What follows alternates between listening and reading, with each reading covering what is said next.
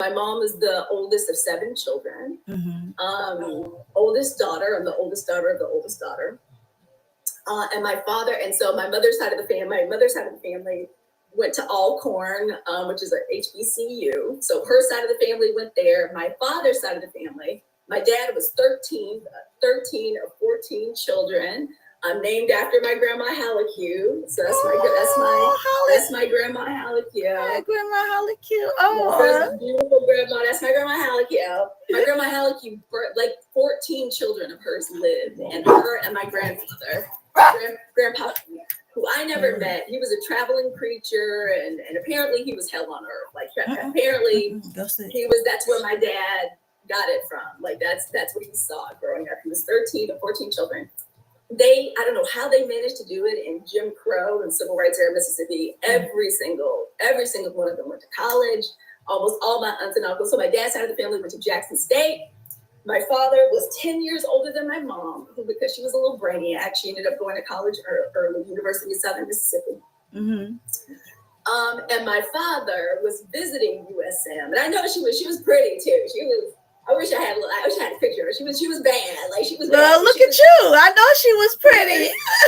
She was, I'm told I look like her. But she was so cute. And my father was 10 years older. My father was one of the first Black law students to graduate from Ole Miss Law. My mom wanted to be a lawyer. She was inspired by Thurgood Marshall. So, of course, she's a little hottie. He comes in. My dad was tall, chocolate, handsome, 3-piece suits. He was like a young lawyer. He drove around this like really flamboyant. When I was younger, a Porsche 911. It was yellow, and he would like paint it different colors. Beautiful globe afro. He was so funny and so smart. He meets her at her college, and she's trying to recruit other Black law students for Ole Miss Law School. So you can see my mom. I'm sure my mom was like this tall, handsome lawyer. Apparently, my grandparents hated his family, like knew about his family. Those Gambrells, that's my maiden name. Those Gambrells are all crazy. Like all of them are crazy. Crazy is, they had all kind of names for crazy, but you couldn't tell my mom nothing. You couldn't tell her nothing. She was in love. She was going to get married. My grandma asked if she had talked to God. And apparently, my mom was very flip. She had a very flip, smart mouth. So that's all the trouble she got into in child was because she couldn't stop talking. She went on to be a lawyer and get paid to talk. And then went on to give birth to me, a gapper. And I was going to be a lawyer too. Can you believe that? I believe, yes, because we love to talk. Yes. Some of us, I think all lawyers are people that, we love the sound of our own voice. Some women are born loving the sound of our own voice, and that is a wonderful thing. They didn't train us that way. They want us to be quiet. Right, yes. Small, do what you're told. No talking in school. That's why girls have a better, our grades are a little better. We don't have to behave in the classroom. Mm-hmm. So they get married. My grandmother was apparently, and this was the tea. Apparently there was some football player that was in love with my mom. And apparently he was mad that he was gone for a semester. He came back. My mom was supposed to get married. Everybody in the church was scared. He was going to show up and shoot up the place. My grandparents were against the marriage. And the first thing, so I'm the oldest daughter, named after my grandma. There's my younger sister, Andy, who's 3 years younger than me. The first house and the first home I remember is in Hattiesburg, Mississippi. But I was born in the Delta. I was born in the Delta of Mississippi, in a town called Greenwood, Mississippi. It's right outside of a place called Sidon Plantation, which is still there.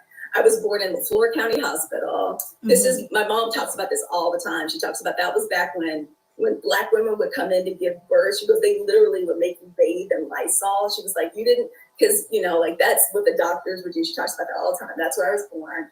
And I came home to very humble, my dad was a lawyer. My mom wanted to be a lawyer. And she was very sad and she was very miserable in the Delta. I came home to a trailer and a dresser drawer. So they had not made it yet. And I guess mom was very sad. She was very sad there. She was very lonely. She's like, Halleck, I would have the little trailer clean in 45 minutes. I'd have you fed. She goes, girl, the Delta was miserable. It was just so sad. And I would go to the liquor store and I would have a little pint of, she was out having a pint of gin. She's like, and I realized then we had to move. I could live here. I could live out in the middle of nowhere. They moved to my hometown, Hattiesburg, Mississippi. It was more of a college town. and there were more like professional Black people there. Like I remember my mom and dad's set, like it was a little bougie little set, you know, like the little there was like the local like weatherman was Black. He was our next door neighbor. Like another friend was like the manager of the chemical plant. I remember all the moms getting together on Friday and Saturdays playing cards, like playing Pacino. I definitely felt like my dad's darling child. Like my dad was so proud of me. He was so proud of how smart I was. He would, when guests would come over, he would have me like, you know how you used to do the old days. Hold on, let me see. I think something is going on. Hey guys, everything okay in the comments? Uh-oh, is everything okay? Is it? Uh-oh, is it problematic? I don't know. I'm trying to see. Because when you have the thing, everything is all right, Nika Grace? Somebody give us a thumbs up. She said it's fine. Because, you know, it's limited for you to read it when you have more guests. So. Okay. Hold on. Let me see.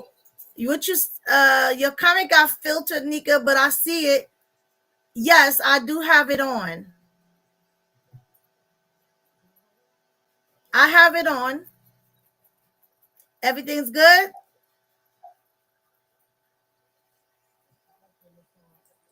Okay. Trisha, you say yes? Okay, so go ahead. So, and I say all that, and I set the scene to say that one of the things we learned when we were a survivor of violence or when we were a child witness to violence is there is one side, and my parents were public people. There's one side that's the face that we show everybody, and then there's what's going on in my house. Oh, yes. Mm-hmm.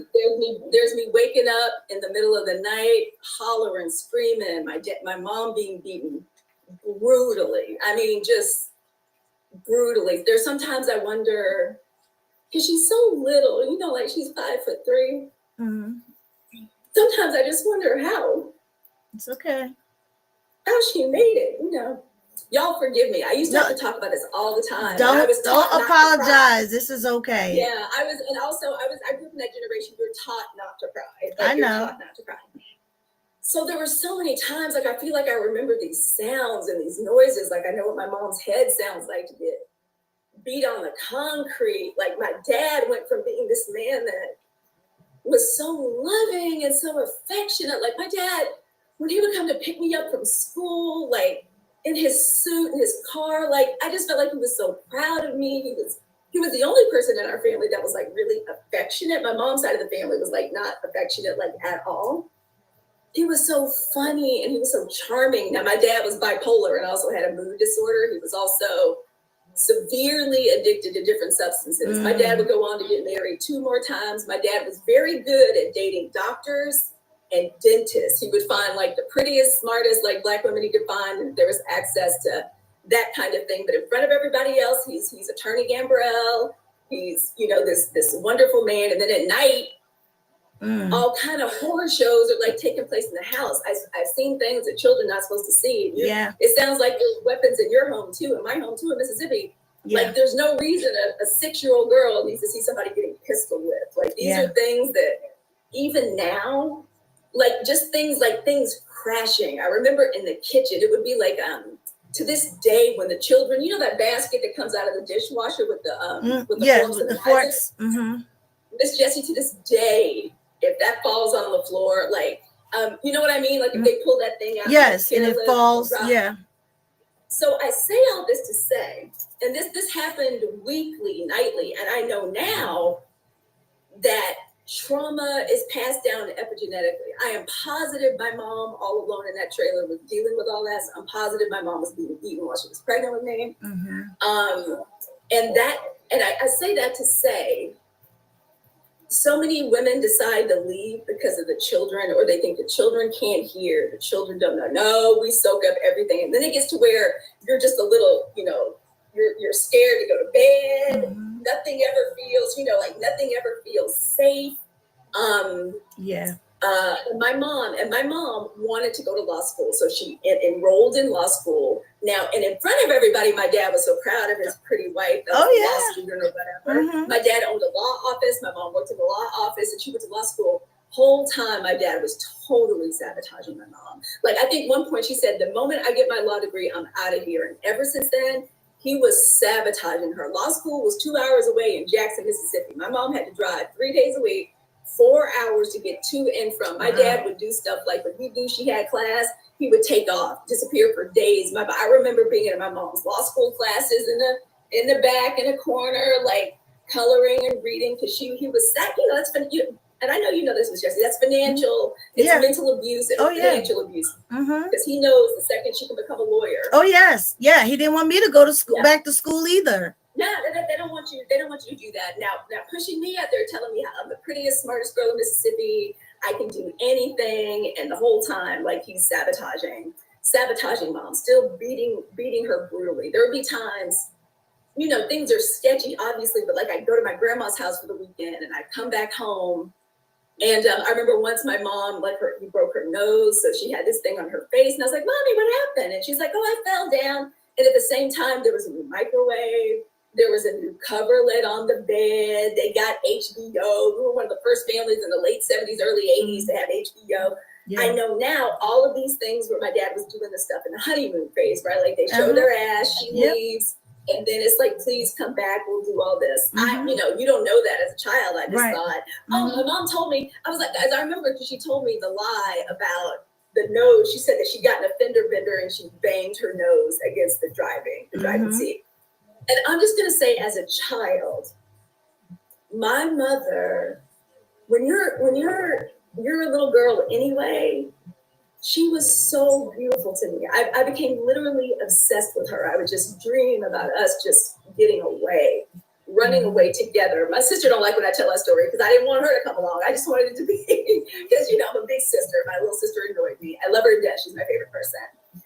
She knows me better than anybody else. It's why no matter what we go through, she'll always be my favorite person, because nobody knows what it was like to be us, to have this face out here in front of everybody. Like, we're the Gambrell girls, like, we're Judge Gambrell's daughters, and this is who we are, and this is how we act, and we're good students, and blah, blah, blah, blah, and at home, of how it looked. The persona. Everything is a secret. You is a secret, and you're terrified that other people know. I became literally obsessed. I would just dream about me and my mom, like, escaping. Like, I thought about her 24/7, and I remember times where my mom would leave, or she would get my dad out of the house, and my dad would start showing up, like showing up at the little Halloween carnival. I'll never forget that.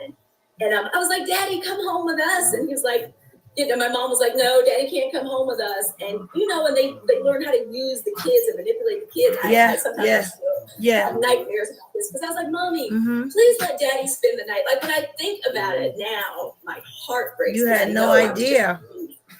I had no idea to be manipulated. This is just another form of abuse. They don't care. They'll use the kids. They'll absolutely. So Miss Jessie, I know you know that when a woman actually decides to leave, that's when ish goes crazy. That's when everything escalates. Escalates. And when we train people about, like, the power wheel, like what a positive, healthy relationship looks like, where you share power and it's equitable. On the other power and control wheel, and we also learn about the cycle of violence, right? Like, it starts with them being wonderful, presenting this space. They start testing your boundaries, like it sounds like the first boyfriend did. Mr. Hot-ish that lived across the street, across the hall. Across the hall. Jessie, oh no. The youngin. I called them the youngin. Yeah, not fine shit across the hall. Like, so he's across the hall. He knows where you're going. He stalked me bad. He did. Like, but we don't know. And Coach Jessie, so the thing, and so they finally it's looking like my dad knows my mom gets her law degree. And my mom is trying to get out of there. My aunts, Aunt Marilyn and Carolyn, who are twins, they're RNs. Aww. They live in town. They lived in this, I thought this apartment building, to me, their apartment building, it was called Royal Oaks. I'll never forget it. It was like a new apartment complex.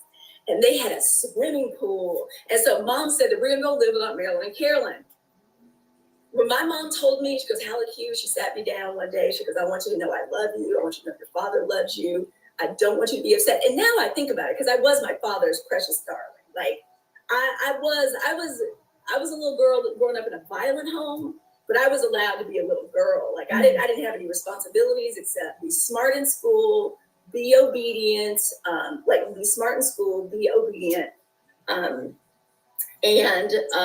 so when mom decided she was leaving, she told me this and she's like, I want you to know, but your father and I are getting divorced. Coach Jesse, and to anybody who's out there, don't think for a second that your child is not ready for this to be over. Because when my mom said that, I remember that feeling of relief. Because I know now that I was developing complex, CPTSD.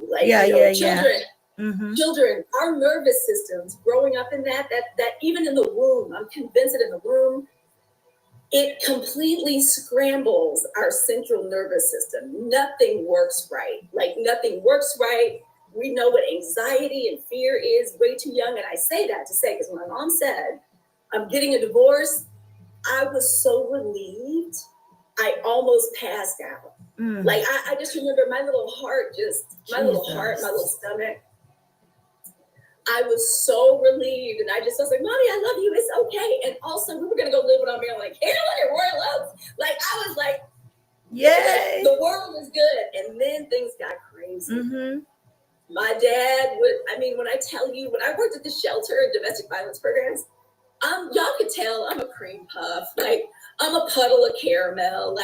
I'm a soft touch. So when I would be running the shelter, people could kind of get away with anything. They could get away with anything except bullish at night. Oh. I was like, we don't do this at night in the shelter. These kids are sleeping. And the one thing we know about kids is one of the best things you can do for children. It's free. It don't cost nothing. It's them getting a good, peaceful, quiet night's sleep. So because of the way I grew up, that was the one thing they were like, they used to call me hella cute. They would never call me hella cute. They called me hella cute at the shelter. They were like, don't do that. Hella cute, don't play that. Stop that. At night, yes. I'll let y'all y'all ain't got to do your chores. I don't care. But at night, you got to be quiet. Yes. I was like, you don't have that. So Coach Jesse, that's when things started getting crazy. My dad, with that first night of us at Royal Oaks, my dad, and I'm my dumb self, I'm thinking, we're sleeping on the pull-out couch. I just thought the world was to get so wonderful. Of course not. 2:00 in the morning. Bam, bam, bam, bam, bam, bam, freedom. Yeah. So I thought freedom. I can go to sleep at night and just be happy. My Aunt Marilyn and Carolyn are also the sweetest women alive. They're the sweetest women alive. So I was just so happy to live with them. They were both AKAs and they were young. So everything in the apartment was pink and green. And back then, women weren't buying merch. You crocheted stuff, you crocheted pillows. Yeah.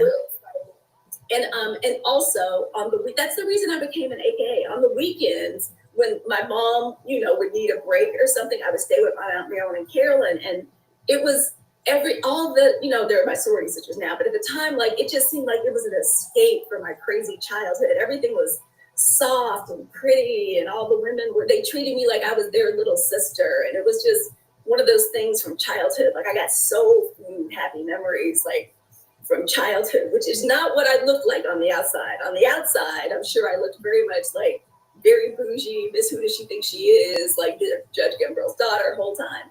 It's a nightmare. So my dad started terrorizing us at night.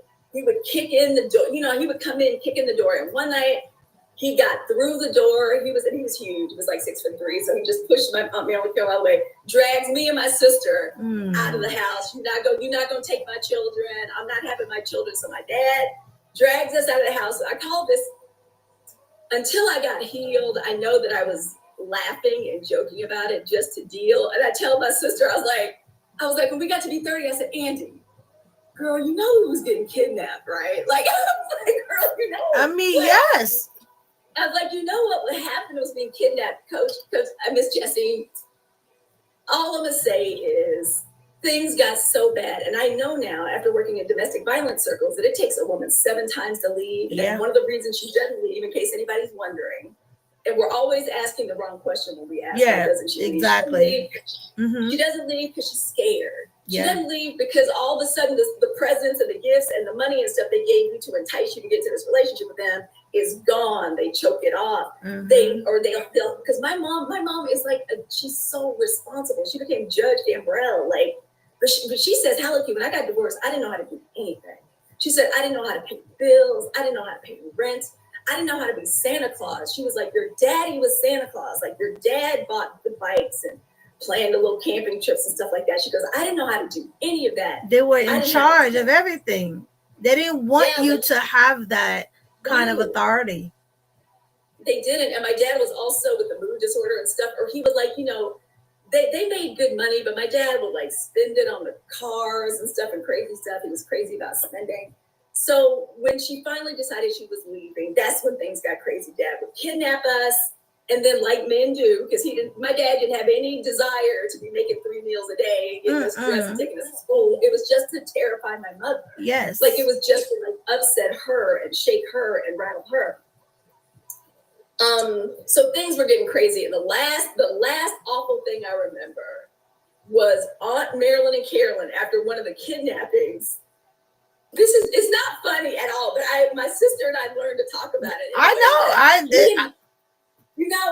We didn't know. We were just trying to coach Miss Jessie. I know all about it, so it's okay. I know you. Okay, so when you were describing, I was like, okay, well, I'm not going. I was like, oh God, I hope I don't upset anybody with what I talk about. And then I'm like, okay, Miss Jessie clearly knows. No, I know because listen, I told you how it was like trying to give my daughter a dog. So like my life of a dog, really? So yeah. Oh yeah, and they would. Oh my gosh, manipulation, all of it. And he would be coming by the house that was back when Polo and little what were those jeans? Polo, Gloria Swanson, y'all. I'm showing my age. Polo. This is back when those Gloria Vanderbilt jeans and those Gloria Vanderbilt jeans and like Izod Lacoste and then Polo t-shirts. That was the thing. So like my dad would be showing up with these bags from the department store for like us and stuff. But the last awful thing I remember is Dad had kidnapped us. So we're in the house. It's again, everything would happen late at night. 1 o'clock in the morning. My mom, Aunt Marilyn, Aunt Carolyn had pulled up in their old Chevrolet Malibu. They run out of the car, run into the back, get me and my sister. Aunt Marilyn, Aunt Carolyn went to get me and my sister. They're dragging us into the car. And this is children being shaken out of their sleep at night. Yes. What turned into, and this was the thing that was just so horrible to me because my Aunt Marilyn and Carolyn are just so sweet. My Aunt Marilyn had mace. So when my dad was like, "You wake up, what are y'all doing?" My Aunt Marilyn had mace and got him in the face, grabbed all of us and like put us in the car and then we take off. There was one more. I mean, when I tell you my dad was chasing us in the car, he rammed the back of the car. Like these are, every now and then I say to my sister, "Andy, did that?" She goes, "Yeah, girl, that happened." I'm like, okay. I just want to say I remember. So they finally get divorced. And I'm going to say that I thought that was the answer to my prayers. I thought that this is what we've always, wanted. Mom rented a house on Corinne Street. And one day after school, I'd done my homework. I'd been hanging out. My grandmother comes in and my grandmother starts reading me the Riot Act. These dishes aren't clean. This house is a mess. Until this happened, I was precious, darling Halleck. Like I was the first grandchild. And my whole world changed. And I was like, "Grandma," she's like, "You don't love your mother. If you loved your mother, this house would be clean. These dishes would be washed. Look at these clothes. You should be washing clothes 9 years old. 9 years old. Why is there no dinner cooked?" Because this is the way my grandma ran her house. That was the way the house was run. I couldn't know that because I lived in my own home. And so my whole childhood was just obsessed with my mother getting away.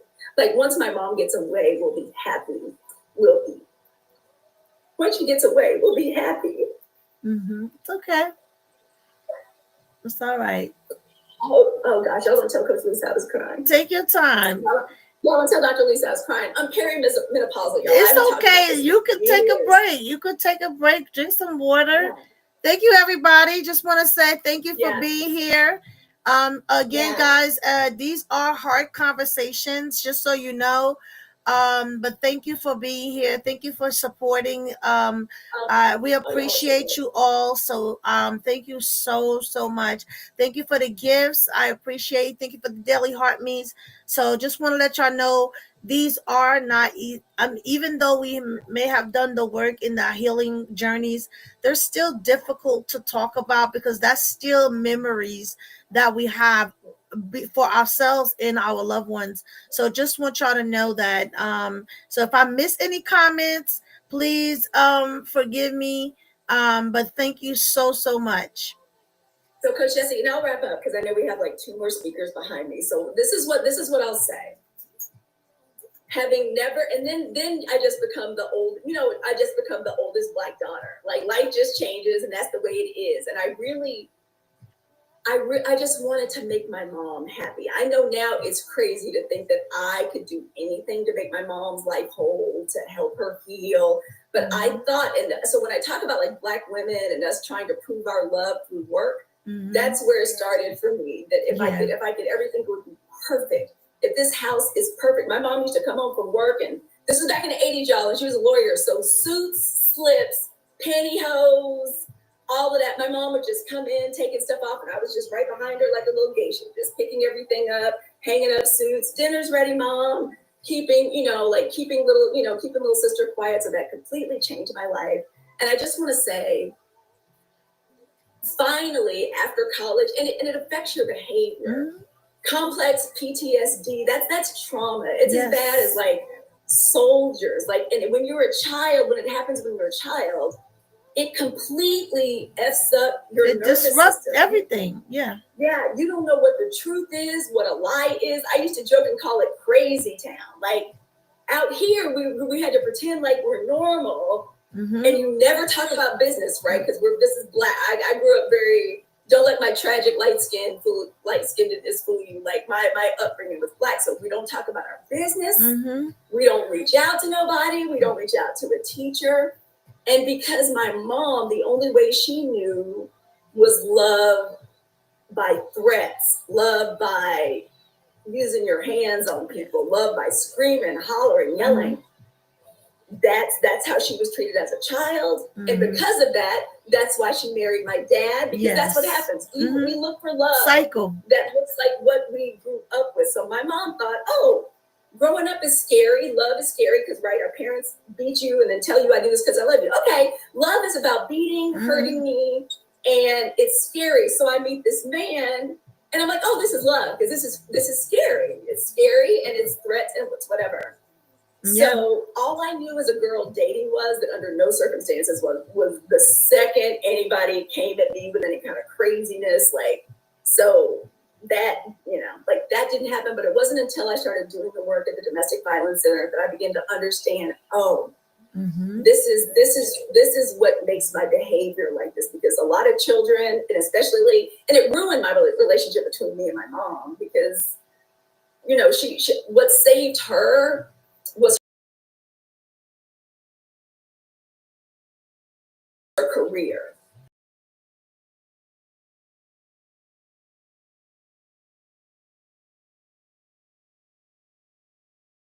Messed up our relationship. But what I've learned is I needed the therapy I needed. I need y'all to know. Y'all know my spirituality may look a little different, but I believe in Black women getting therapy. Yes. I'm so, there's things I'm thankful for therapy, because it makes, when kids grow up with their nervous systems like that, like not knowing what the truth is and a lie, like you start learning, you start making up stuff too. Yeah, and you make up stuff, like, and it makes your behavior bad. My poor husband, it's a miracle. I tell my children all the time, we're married in spite of, because I was a very broken, pretty on the outside, right, but broken on the inside. And thank goodness for therapy. Thank goodness that man loved me enough to let us spend a God only knows how much money on therapy to come back to myself and finally heal from all of the wounds that stayed with me. Honestly, y'all, my early 40s, and thank goodness I get there that I want to be to my girls. Like, and I know I did a good job, because my girls don't even believe this. They're like, Nana, Nana strict? Nana never hit you. Nana never spanked you, Mommy. You're making that up. And I'm like, she was like, well, and one of them was like, Mommy, you must have been really bad. And I'm like, oh, honey. And it's like, listen. I was like, baby, that was the 70s and the 80s, honey. All they know is Nana with the big house and the presents and the horses. And my stepfather, and by the way, my mom found love. Oh. My mom married my stepfather, who is a saint. He is a saint among men. And so I got a bonus sister that was my age. And because they loved each other so much, they were so in love. Just as I was about to graduate from college, they decided to go for a boy. They were doing fertility treatments and had 3 more girls. Oh. So when I got triplet, because of course my mom would have triplets. My aunts had twins, mom had to have triplets. So wow. So you got a bunch of sisters. It was great. I'm the oldest of 6, including my little cousin Tracy, who used to live together with us. I just want to say your children are a wonderful reason to leave. Yeah. They know what's going on, they hear it, they absorb it, and at some point you get caught up in the violence, like you get caught up like in the tangle. I remember saying over and over, I'm so sorry, as a little girl, like when Dad was beating my mom, like I'm so sorry, I'll be good. So this is just to say that just because, the kids themselves don't get beaten like that, it doesn't mean that it doesn't break the mind and it doesn't break the heart. Yeah. And if anybody grew up like me, if any of this sounds familiar, that is reason alone to talk to someone. There are whole organizations, the organization that I ended up working for, and I returned back to the work. I became I still keep my training up. I still listen to phone calls. Like y'all, I haven't been working at the shelter, taking phone calls. And I'll never forget, when you do that kind of work, you have something called supervision. So you have to have these check-ins with like other therapists and social workers. And I'll never forget, one of them said, she goes, Halleck, it's kind of amazing the way you do this work. You don't have compassion fatigue. And I was like, what does that mean? She was like, that means because sometimes you can get bogged down by the stories. You take like 1,000 phone calls. You get like 1,000 women from the police department with garbage bags getting in the shelter. She's like, and you always seem to come back. And I was like, that's because every woman's story is different. Yeah. But these abusers are all the same. They use the same tactics to and it's a trap. I just want to say it's a trap. They know how to ensnare us. But there is hope and there is healing. I truly believe that this generation that we're raising now, like they have access to so much information. They're being taught so soon what is violent and aggressive behavior. And it doesn't matter, like I didn't get the help for real, till my early 40s. I just had this beautiful avatar, this projection, a hologram of Halleck that was still a very pretty, very smart, but a very broken little girl, like a broken young woman. And that it does do us, it does do us damage, and damage that requires some help. Yeah. Like and you yourself may not be able to mother them through it. They may actually need help. So I'm grateful we live in a time where help is available, where hotlines are available. My mom didn't have a hotline. Right. No confidential shelter. Yes. No, support line. Like sometimes we just listen to women's stories. They're not going anywhere. They're not gonna go nowhere for a long time, but they need someone to talk. So I would say if you're in a situation, please reach out to a hotline. People like me are trained answering that phone, and we have the whole world and network of resources in front of us, like with our computer. I want y'all to know that this happens to women of all, like my family was a little bougie Black family. Like we live, it happens. It doesn't matter how much you make. I'll never forget working a hotline here, and I live in right outside of Tiburon in Marin County. I will never forget. And now the resources we have, we work really well with the police. The police would send people out to follow up with women. And I'll never forget getting some information, putting in data. And I was like, I know who this is. Because I was like, she's on the board of this. She's on the board of that. She got the Range Rover. They have the place in Tahoe and the place in whatever. And I remember the transcript. I remember looking at the transcript, and she asked the counselor, this is a woman, Yes. husband Thank is a you. venture capitalist, bajillionaire. Yeah. And her question was, is it abuse if he makes me eat my food off the floor? Is it abuse if he makes me eat my food off the floor? So this is just to say, this happens. It doesn't matter how you were raised. It doesn't matter what your socioeconomic. It doesn't matter your education. Sometimes the women that are educated and super professional are the ones that they get trapped, and then all of a sudden they're like, wait, I went to Princeton. Like, I'm a doctor. Like, how did I get in this situation? It can happen to anyone. Thank y'all for letting me share just what my perspective was, how I tried to fix myself, how I finally got help. And I want to say too, I got so much help that I learned how to forgive. I learned what forgiveness. So y'all may hear me on here being fiery, like, you can't be compelled. I don't want Black women to ever feel like they can be compelled to forgive, because my understanding of forgiveness is you have to get so distant from the situation that all of a sudden it descends upon you. All of a sudden, I forgive my mom. She didn't have to ask for nothing. She never asked for forgiveness or anything like that. But all of a sudden, I understand. I get it. I'm a grown woman dealing with grown woman things, and that was during her time. And I just want to say that I'm even grateful that it has taught me what forgiveness actually is, that you can't be compelled to forgive, that it just descends, like it descends over you when you find yourself, that's where you're there. Exactly. Thank you all. Thank you, Miss Jessie, for letting me share what it was like being a child witness to violence and what it has been to be a Black woman that was blessed to get the help that I needed to make sure. I know that if I was put on this earth to do anything, it was to, so when people say things like break generational patterns, I'm perking up when people say that, because I know if nothing else, I was put on this earth to change the way mother loved daughter and my family. My girls, I have never so much as raised my voice at my girls. I would never. I take that back. I've raised my voice. But the idea of like that, yeah, I'm one of these Black parents. It's a soft Black parent. Yeah. And it is that healing for me. I know that now there are women in my family that will continue my bloodline that have no idea what it is for families to even be yelling and screaming and hitting each other. Like the idea of that would just scandalize like my daughters. And I know that's one of the reasons I was put That's on. what breaks me now. It's just my daughters, I It's know, less than I my know. story anymore. It's just that because now they have this as part of their story. And so that breaks me every time.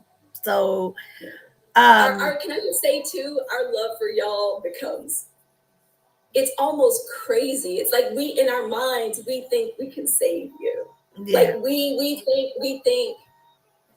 if I could just do this right, if I could just do that right, I could fix it. So that's why when I talk about the burdens of the Black oldest daughter, the burden of the first daughter, I want y'all to know, like Big Sis knows what she's talking about. And I keep wanting, it don't matter. I am the coach. I am a coach. So forgive me that I it's coach. I am a coach. Thank you for letting me help us raise awareness and celebrate going from surviving, because we don't say victims anymore, we say survivors, to being thrivers. Like glamorous, beautiful. And I was like, I love our agency. I now know Coach Jessie, and we have that gold thread that ties me to you as a sister. And I'm grateful that you let me share. I know we have other very important speakers. So I'll go back to I just want to also say this because this is from a different perspective, because you spoke from as a child, right? Every year I have listened to different stories and different perspectives. It's like, wow, I'm speaking because I was the one, but I also was the one that had my children in it. And when you think they don't know because they're not watching it, but being on the other side of that wall is just as bad. As big as the house was in Virginia, it still felt very small, you know. Um, so and how do you explain, like, well, what's wrong, like, why is this, why do you look like that, so all of the questions. And then there's and I understand now as a mom, a mother doesn't want her daughter to see her like that, like a mother, you know what I mean, like yes, y'all, and what you're dealing with as the mom in this relationship is so big and crazy. Like, and the truth is, like, when I think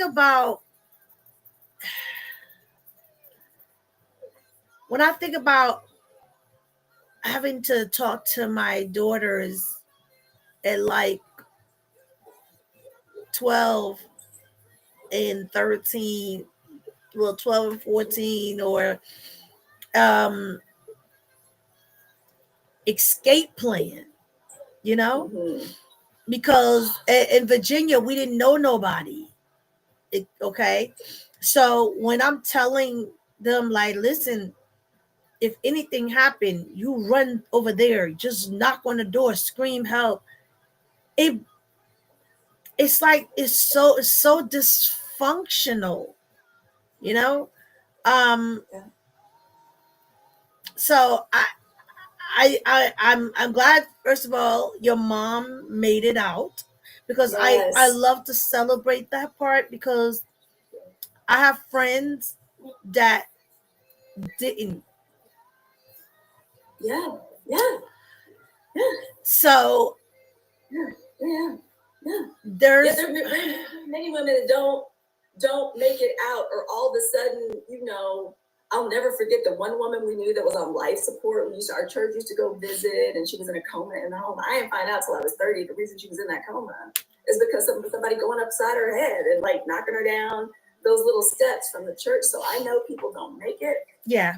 And I know some women get so spiritually trapped in the cycle that they can't ever get out of it. Yeah. Like, it'll be the next one and the next one. So Coach Jessie, all my love and admiration to you too for making it out and becoming who you are. You are a blessing. You're a light. I say to everybody about my agency, Coach Jessie is our social coordinator and our battle coach. And that's when she's not being fabulous. That's when she's not giving sections. That's when she's not motivating us and getting our mindset. Yes. I'm so grateful. Thank I'm so grateful you to Dr. Lisa, to Yes. our agency, Yes. for you. Thank you. I'm gonna go down because I know we got other women. I think E-Nurse she should still be here. E-Nurse, you could send me a request. Yeah, that's fine. I'm gonna head on down. Love y'all. Wait, can I don't know if I can. And can you also put if you have resources that you can share? Oh, sure. I'll give you guys my favorite. Hotline. Now, it is in California, but it's accessible from all over the world. And we got money in this county, so it's like a really good, like, it doesn't matter where you call from, y'all, as long as y'all get somebody that can listen to you. And these days with the internet, we can get people into shelters. We can talk with other organizations. And I will go down now. Can you? How do you let me down? I can let you down, but do me a favor. Oh, okay, you got it. Holly Q, just put that stuff in the comments for me, please. Oh, yeah. Look at you in that purple. You look beautiful. Thank you. How you doing tonight? It's one of my favorite colors as well. Me too. It's even my prayer shawl. Yeah. Purple is yeah. You have your wall purple too. Is that purple on your wall? My wall is actually pink. Oh, okay. It's pink and representative of my sister that died of breast cancer. Oh, so sorry. Yeah. So this month got like a double meaning for you too. It's a double hitter for me. Yeah, me too. It's a double hitter for me. But I don't want to keep you guys long, you know what I mean? Because I have heard a lot, and it was so definitely emotional for me as well. Just listen to Holly Q as a child of abuse. As I might share, my daughter is 42, and she's saying things that I had to ask her to forgive me for allowing her to see things of me getting abused by my abuser. So I'm just going to share. I say my title for mine is I am not my trauma. And so I'm breaking free from being in a traumatic marriage for over 10 years. And so my issue started when I was 23. I was a young mother, wife, a young mother, living my life. And back in, I had older parents. My mother, me and my younger sisters called menopause babies. So my mother had us young. And so my mom and my dad would always send me back, even though they understood that, I was having issues in my marriage. But behind closed doors, it felt the fear. It was filled with fear and trying to survive. You know what I mean? All of it comes down to it was a lot of fighting, a lot of bruises, a lot of misunderstanding. No, it did not start. He was my childhood sweetheart. Met him at a store. He was at a shoe store selling shoes, and I had my nephew with me. I never forget. I was 16 years old, and so me and my sister goes into this store, and it's called Favorite Shoe Store in Chicago. And my sister said, "Come on, Marianne, come on." I said, "No, girl, do you see this fine man in here? I need to get him my number. And my nephew right here is going to be a resource. He's going to make sure I get this number." And so I walked up to him and said, "We got to get some shoes for him. Is there any way you could help me get him some good shoes?" And he said, "Yeah, I can help you, I know I was cute. So anyhow, I know I got that number. I gave him my number. And we didn't have cell phones back then because, I am a baby boomer number 2. So just let you know, okay? And so that's how this all started. He was my childhood sweetheart. We went out, he took me to my prom, then afterwards I went to the military. I left him here at home and I went to the military. And we got married. I came back. My dad got sick and I had to come back. At the time, the Red Cross. They got in touch with Red Cross, my family. My dad got sick. He had a major surgery, so I came back home. However, when I came back home, that's when I got married to my spouse. And then I went back to the military and left him in Chicago. So we got, things just went really fast after that. And it's plenty days out that I didn't know what was going on with him, to be honest. And he was on drugs, and I didn't know. I was blindsided. As you say, as we get older, we think of how we got blindsided, okay? I was totally blindsided. We got into my husband. He was a drug abuser. Him and my brother, they were best friends. And he would come and visit my brother, knowing that I was actually in that house getting abused. But he didn't say anything. And I wonder why this dude ain't saying anything. But at the end of the day, I'm a fighter, at the end of the day. But just remember, I tried to fight back. But you can't win a fight against someone stronger than you. Mm-hmm. You are not going to win. You might get some punches in there, but you're not going to win that whole fight. I'm just going to be real. No, so also in silence, and against the silence, my daughter saw so much. She was too young to even recognize, but she saw the crying. She saw the abuse. I tried to break free. I went back 7 times. I had went back most of the time. He win me back in. I'll leave here and come back. You know what I mean? Yeah. Leave for a couple of times and then come back again. Mm-hmm. And so I think finally I got pregnant with my son. And I know now, as Holly was saying about, I didn't have no abuse with my daughter. And I go back, my son is 35, and I think about it. My son is not an abuser. He does not fight women. But he has the anger of what I had, because I was abused with him when I was pregnant with him, broken ribs and everything. I never shared this with my family. I'm just actually saying it now. And I would go because I'm fighting back. And I'm like, but the last big fight that I had with my spouse at the time, my son, it was 1991. I'll never forget it. The last big fight that I had, And whew. Take your time. So what I did was the last big fight. He was leaving out the door. He had already abused me, hit me, eyes busted, and all of that. And I was like, you know what? It's a wrap now. I'm done. I went and got the we good with knives. I went and get the knife, and so he had a coat on that it was a saving grace that I didn't kill him that night. But he got cut and right at the carotid artery. I was going for it because I'm like, no more abuse for me. It's a wrap. However, it didn't happen. Police came and everything. They took him because the police saw all my abuse, all of my things was going on with me. So they took him to jail. He had to stay in jail for, I want to say that 30-day period, he had to stay in jail. However, when he got back out, he was back at home with me. But I think a couple of weeks later, we got into it again. And I called my sister in 1991. Never forget. I called her. I said, you know what? We just had another fight.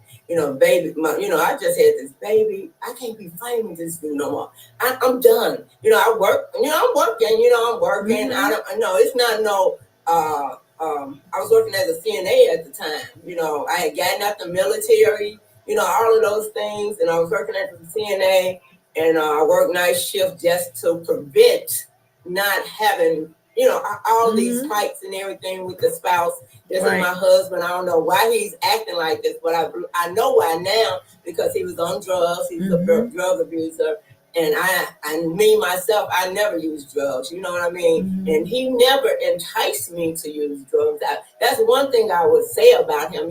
He saw the goodness in me, but I think he was more so jealous that the things that I had gotten, the things that I had did, and then he had some issues, father wound issues that he had inside of him that caused, once you allow one person to I'm realizing once you allow that person to violate you, they're going to continue on. If you don't leave the first time you stay, he's going to continue to violate you. Yeah. It's not going to change.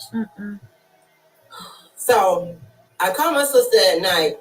And I told her what happened. She said, and I said, I'm ready to get out of this. I said, but if I go back to mom and dad's house, they're going to send me back. They're going to let me stay for a couple of days, but they're going to send me back. And I said, if I could come to your house, would you send me back? And baby, she said, no, I would not send you back. I'm going to give you a plan to get out of this. Because not realizing my sister had already been abused by her husband. He had passed away. But in return, my sister was suffering after she had to get both her breasts removed on her first mammogram at the age of 40. So she was having some issues also with the healing process. And by that time, I was, making sure that once I moved in with her, she said, what she told me was, tell them you're taking the baby to the doctor and that you need the car to use. And you're going to, once you either have to take him to work or somebody picks him up, you're going to keep the car and then you'll have your car. And also, the only thing I'm going to tell you to bring would be the kids' clothes, put some clothes in the bed with the kids, bring your TV, and that's it. I'm going to make sure you have everything else. You don't have to worry about anything else, sister. I said, okay. So that's what I did. I went to my sister's house in 1991. I can't remember the month. I cannot recall the month because sometimes we suppress a lot of things that happen to us in our abuse season. And so once I got to my sister's house, and when he got back off of work, he called to try to find out where I was at. He called my brother. My brother said, well, she took her TV. She ain't coming back. There's a thing about the television back then. And so, however, I did allow him to, I allowed him to see my daughter, but I wouldn't allow him to see the baby boy because I didn't want him to try to take the baby boy from him. I knew he would bring my daughter back. And so eventually we just didn't I never went back. I didn't even see him. The rule for my sister was, I cannot see my husband for 6 months because I knew, she said, if you stay away for 6 months, you're going to get through this. But if you keep going back, you won't get through this. You will continue to keep going back and back and back. And I trusted her. I trusted her because she had a safe place for me.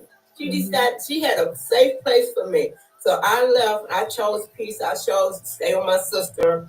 For years, I carried the shame, the guilt, the fear, the guilt. I never went back. In 1992, my spouse, he passed away of double pneumonia, walking pneumonia. He passed away in the hospital. And that was very devastating, for my daughter, for my son, for his mom, to get through all of that and realizing that I still had the trauma. Still loving somebody that beat the stew out of me. That's what I'm going to say. Yes. You know what I mean? Just point blank, period. And so knowing that I am a survivor. So now how I really do my life is knowing that I am a survivor of domestic violence. I'm healing. It's a transformation into my life. I went to therapy. People, as we know, everything you guys have said, that we don't believe in getting therapy, but I believe in getting therapy. I love God. I got therapy. I got trauma therapy from a traumatologist. So to know that, it's a little different than regular therapy because you're going to be talking about deep stuff when you're talking to a trauma specialist, because she's going to be able to help you talk about the abuse that you had and knowing that you are not your abuse. Every time I think about it, I say that to myself. So what I said, and so I'm a writer. I like to write down. I like to put my story in a place that I can share and let you know at point blank that it was abuse. It was and let you know abuse come in different forms: physical, verbal, sexual, financial, all of it. But mine was just physical. You're not gonna take my money. I'm gonna fight with you about my money. You're still not gonna beat me to death because I'm gonna be fighting back. I'm just saying, but we got women out here that's afraid to fight back. Can't fight back. Don't have the ability to fight back. You know what I mean? And so with that being said, I just want to share this portion. If you out there, you having any issues with being abused, I put down a couple of things for domestic violence and how to prepare yourself. Safety plan. You always have to, I know we talking about what happened and we looking like we never been through anything. Right. Just know it's okay that we've been through what we went through. And so this is a breakthrough affirmation of love for myself. It was originally from Lady Apostle Tammy Robbins, that she is a coach, a certified coach, trauma specialist. And so I adopted this for myself to say, I am not my trauma. I am not the pain, the violation, or my dysfunction. Nothing is wrong with me. Trauma happened, pain happened, violation happened, dysfunction happened. But none of this defines me. None of this diminishes my value. I am an invaluable essence, fearfully and wonderfully made. Yes. I was created in love. I was formed through love. I am worthy of love. I speak to my atmosphere. The spirit of pure love surround around me. I will become the love I was purposed to experience. I do not fear love. I embrace love that suffers long. I embrace the kind love. I am the love that does not envy. I walk in humility, patience. I love with self-control and trust. My love endurance. My love believes. My love is faith. I am unfailing love. I'm an authentic love. Therefore, I will only submit to the love I deserve. So that's how I run my life now. I will not submit to anyone that does not love me unconditionally like I love you. That's my story. I can't say nothing else about anyone else. But I just pray that each time I do things a little different. I don't do, I know domestic violence happened to me. However, I have caregivers. That's my calling. My calling is that. But also I want to stay strong. I want to be that person. I got married again. I was married for 21 years until I found out that my husband that I was married to 21 years was actually he was humorous, violent, not verbally, not violent. No hit. He was an encourager. He was a supporter. He was a provider. He was all of that. But he always thought I was the primary person of a joke. He tells people, when I first met Marianne, she only had a what I call an army jacket, and he was right.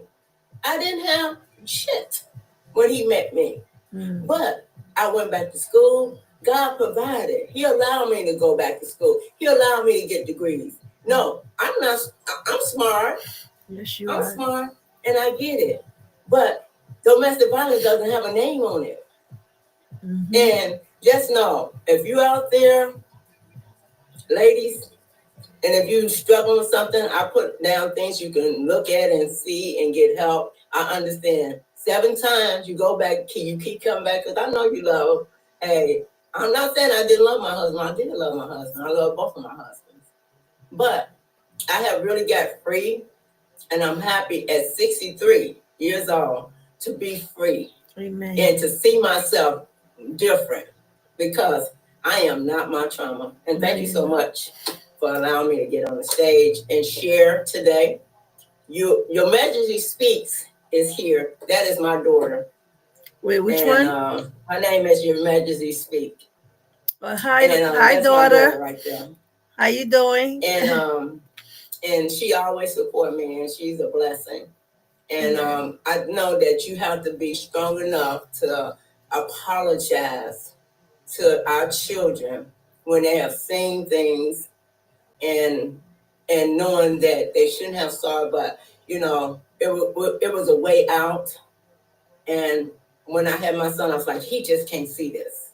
He can't, but he does have that anger. He does, and I can see it sometimes, But I talked to him and let him know. So thanks again. I want the other young lady to get on stage, so thank you. To get on here and be able to share. So thanks again for allowing me. Thank you everyone for listening to my story.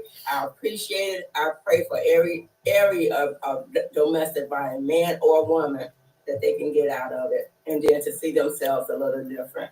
Yes. Right. So you wrote that like a poem? What you read? Yeah. Okay. Yeah. Do you share those? Or what do you do with them?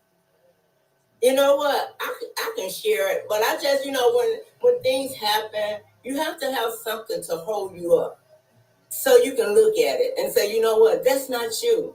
To be able to move forward with everything you got going in your life, whatever challenge that comes into play.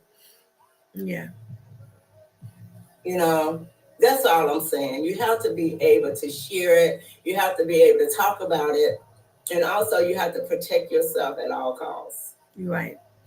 Well, I love that. It was beautiful. So thank you for so sharing much. that. And thank you for sharing that with us. Thank you for sharing your story.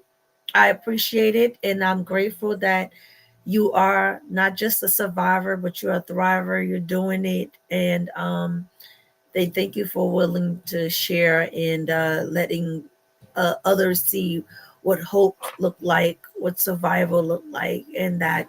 And now you also doing this kind of work to help other women. So thank you very much. Appreciate you. You're quite welcome. You're quite welcome. All right. Have a great night, ladies. We'll let our other person come in so that she can share her story. Yes. Thank you so much. Thank you so much. Right. Thank you. All right. I could actually let myself down. Yes, you can. You learned that already? Yes, coach. Look. Oh God, y'all. I don't know about you guys, but it's hard to keep a dry eye. I'm trying to keep a dry eye. She just went there. Oh Lord Jesus. Oh God. Larisha, I'm trying to get through this. My eyes, it's just, I can't. You already know this is our second time together, friend. Yes. Oh God, my eyes. It's like God, but they're not tears of sadness either. They're tears of joy that to know that this is what you endure and now you're on the other side of it.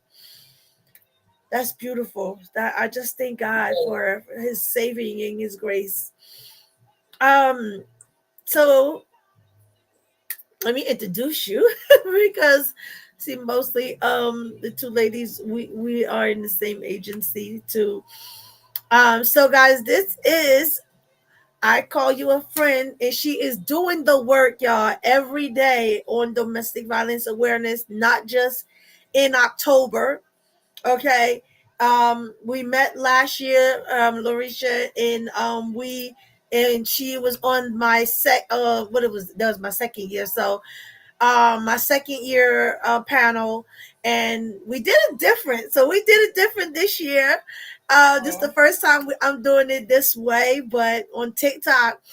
But I think it's another form of communication and another crowd that needs to be aware of what's out there. And you all, I can't wait for you to hear her story because it's unbelievable because it's unbelievable. But so I'm gonna let her go ahead and get into it and share with us your experience of what you experienced and how you're doing now. Okay. Well, first, thank you for the opportunity to be able to share parts of my story um, on this particular platform. I appreciate the work that you do and providing the opportunity for people throughout the week to receive positive feedback, coaching, and support. So that's very, very important. So continue to do the great work that you do. Thank you. So as Coach Jesse said, my name is Larisha. Okay, Larisha Poor. I'm in Charlotte, North Carolina. And yes, I do the work every day because of the actual situations I've been through and the experiences with traumatic instances in my life. It has thrusted me to have the passion to go into this work, and it's a part of my healing journey. What I would like for us to pause and do is do some box breathing. So if we could just breathe out and count to 4 and then inhale on 4, because we've heard a lot of information that's been vital and important. And we want to make sure we give space for ourselves to be able to recharge and to be able, and even after this, I'm going to encourage everyone for self-care. Yes. Okay. So if we could just do that a couple times, I appreciate that. So okay, well, walk us through. Tell us what to do. Okay, so you're gonna have to breathe out, and I'm gonna put 1, 2, 3, 4. When I close my hand, you're going to exhale it. So you're going to inhale, hold it for 4, and out for 4. Okay. Mm-hmm. So ready? Let's start. Mm-hmm.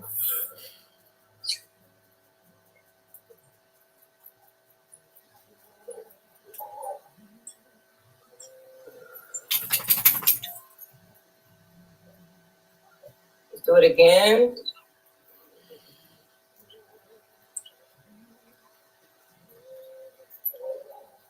Exhale.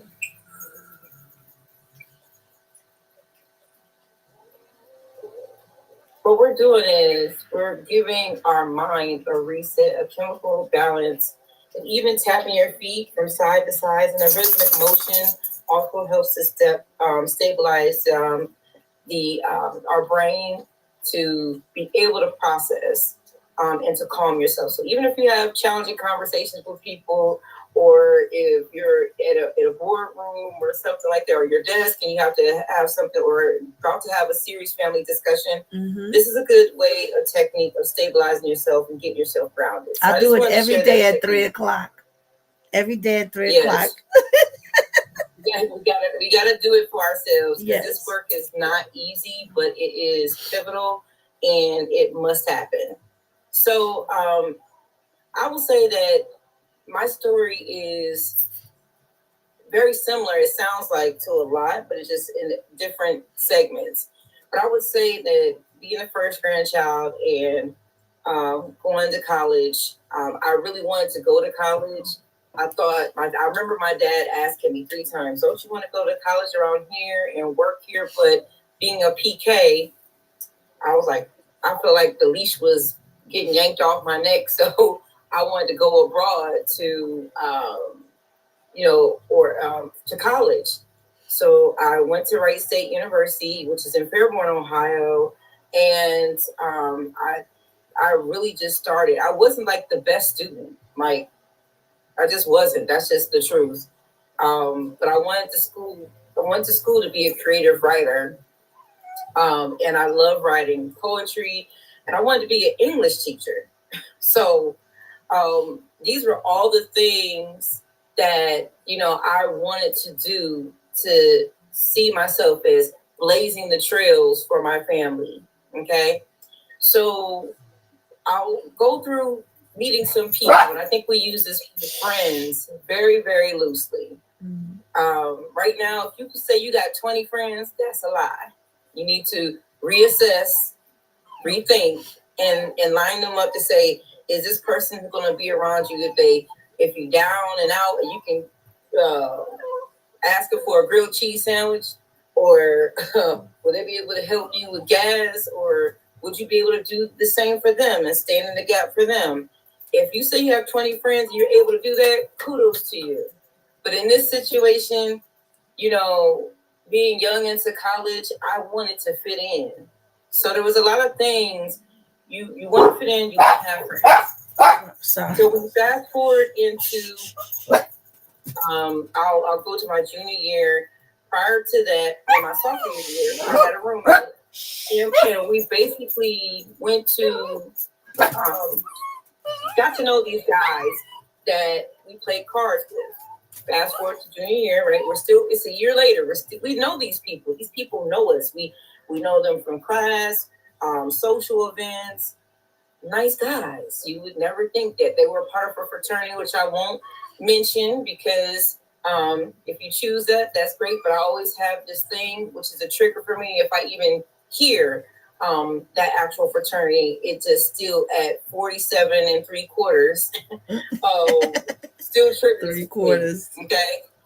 Okay. So one night,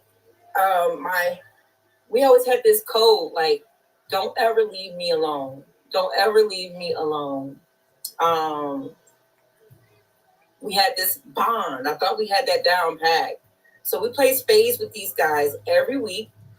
Of course, there was drinking, right? Mm-hmm. But that night we didn't drink anything. We just played cards. Well, remember I said, don't leave me, right? Well, I went to the bathroom and my friend, when I came out, I was like, where's this girl? And because I don't want to say her name because I think she's on TikTok. But what I will say is the guy was like, oh, she left. She said she'll be back. And I'm like, oh, okay. Well, where's your friend at? And he said, oh, he left when your friend left. I said, okay, well, I'm going to grab something from my bedroom and I'll be right back out. And when I came back out, when I went back in the room, unbeknownst to me, I was ambushed by the other guy was waiting for me in the room. And therefore, other guy came in and they assaulted me, sexually, did horrible things to me, from even putting out cigars on my skin, and on my body, all over my body, like Black and Milds. I still can't stand the smell of them to this day. And they left me, put a pum to my head. And I don't care what nobody say. They'll say, oh, you can just get out of it however. But let me tell you something. You're going to do whatever it is. If you have a chance to get out of that with something put to your head, you're going to do whatever it takes to get out of it. So horrible, deplorable acts were conducted on me. Not only did they do that, they robbed me. They left me to be almost, unalived, right? And all I could think of was, I'm going to go tell the police. You know, that's the right thing to do, right? Campus police, 1997. They had the little light, the blue lights here, and that's the way you call the number, and then you go there. They still have those on campuses, y'all. The blue light. Now some colleges have full-blown police stations on the campus. That has evolved, but in 1997 they didn't have that. I go to the police station and it was a bright light, almost like the light that's in front of me now. I felt like I was in an interrogation room, and basically the police just said, well, you know, since you played cards with them for over a year, it was consensual. Protect and serve. Protect and serve. In that moment, it was the worst thing that could have ever happened. So I'm thinking, okay, I'm going to talk to the guy I was dating at that time. And he said, well, you're big enough. You should have been able to fight him off. That's not what love is. Then the girl, we worked at the same company. The same company. Okay. And she said, well, that just doesn't make sense. That can't happen to you. So what I'm saying is, a lot of people that you thought was so close, or people that said that they love you, a boyfriend, a police officer, there was no turnaround for someone to say that they believe me. And that's the worst phase for any person that's gone through any type of traumatic experience, is when people do not believe you. First of all, it takes courage to mention something so vulnerable, so horrible, that you would even think that that would happen. But for us to sit up there and actually be in the seat of judgment and to be able to criticize people, because people forget you're not far removed. You may not have had this experience, but we all have survived from something, whatever that is. And you don't want people to ask you questions or judge you when you're just trying to say, will you please listen to me? There were no resources, as my other colleagues have said on here, there were not a lot of resources available. And still to this day, this is a systematic problem that I work for the county. I see this systematic problem that happens every day. And the policies must change. The rules must change. Resources must evolve. And yes, we've come a long way, but it's still not enough. And so being able to know that I'm alive and I'm being able to speak on it is something important. So that turned me into, coming out of that, I went into alcoholism, drug addiction, even taking money from my own mother. You know, I was in shame. I thought that would numb the pain. I thought that would be something. And I think we need to talk about that part of it, because the only void that could really fill, that needed to be filled, was having, you know, I just went away from God. Remember, I'm a preacher's kid. I'm licensed clergy as well. But at that time, I did not want to hear nothing about no God. And I did not want to hear nothing about why would he let this happen to me? And that was the hardest moment. So I actually got into, so I'm never dating a man again. I'm never dating a man again. So I ended up being in a same-sex relationship, which was worse. It was actually worse because it was emotional. It was financial. It was, you know, I told my parents, hey, I'm dating a woman. You know, that's what it is. And my father was like, hey, I'm going to love you regardless. You're my daughter. I just pray that God heals your heart for you to get back to your first love, which is God, because God loves you, right? So that gave me a sense of hope, right? And then my best friend, Erin, she said the same thing. She was just like, she's my sister, but it's different when you can confide in somebody that don't judge you, but you also have friends that hold you accountable. You got to have that. So I went through all these different stages, and that's why we need to really focus on that. This is a journey. This is not something that happens overnight. You're going to reinvent yourself over and over again through these situations, because as the world changes, you change. And so we have to accept that. We shouldn't hide from that. We shouldn't run for that. We should accept the evolving, because we want to be the best version of ourselves. So we go forward here, and In 2008, I ended up moving to Charlotte, North Carolina, because I was so depressed. I was still doing illegal substances. I was still drinking. I remember I was supposed to take a drug test, and I was like, I'm going to fail. I purposely tried to make sure I failed. And my dad took me to that test. And I remember me coming outside, seeing his head on the steering wheel saying, praying. I said, what you praying for? I'm a lost cause. Everything that I've been through, God can't save me. He can't help me. But let me tell you something. The drug test came back negative. Unbelievable. Couldn't believe it. And I was able to start a new beginning in Charlotte, North Carolina.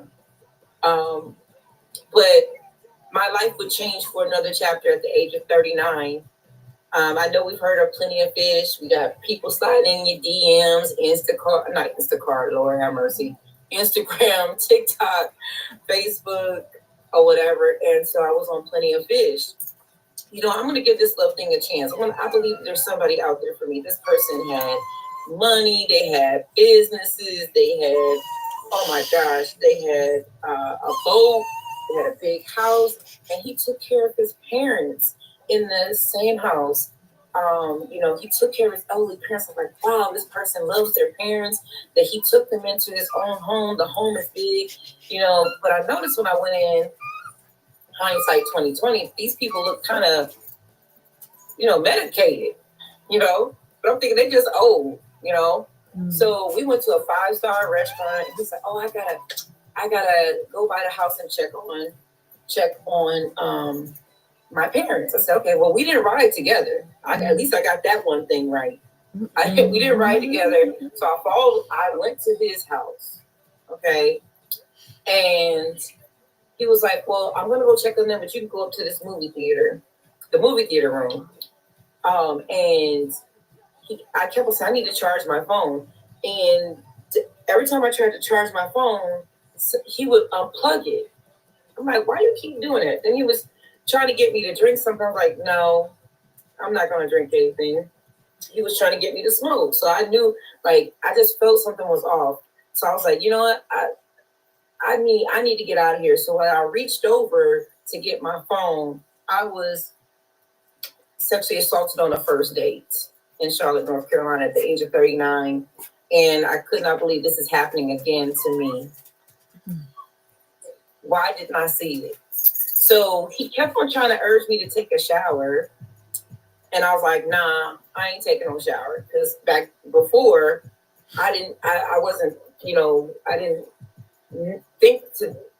think about those things. I just did it and thought the police were going to believe me. But I said, no, I'm not taking a shower. So I took the towel and the washcloth like I was going to. And I ran down the steps. And at the bottom of the steps, his mother was there. His mother said, are you okay? I said, I will be okay. I will be okay. And I got on my car and I drove over 85 miles per hour from about a 30-minute drive to my apartment. And what I will say is this, thank God for good neighbors. Because I didn't even want to acknowledge that I was blood on my face, ripped shirt or anything like that, because I was like, oh my God, I made it out of here. And so here's when the resources come in, right? And there is a failed system, because there's so many things that we can improve on for resources of people who are fleeing or going through things. But for me, the process was, I remember, very challenging. But I remember the same nurse or the person coming to the hospital and asking, did you want your mom to leave the hospital room? Because my mom was getting lighter and lighter and pale, like she was going to pass out, because you had to repeat your daggone story 5 to 6 times when this is happening. And so having your mom sit there and listen to that was it was so much. So there was a person, an advocate that came there so I could be able to go through and go through a rape kit and all those things without my mom being in the room. So after that happened, just to speed it up, because we've already been on here, I will say the only reason why this person, my abuser, got 8 years, which he's out now, is because his mother testified on my behalf. She said, my son is sick. But no one wanted to talk about the 9 other women, because I'll be the 10th. The 9 other women that experienced that in Charlotte, North Carolina.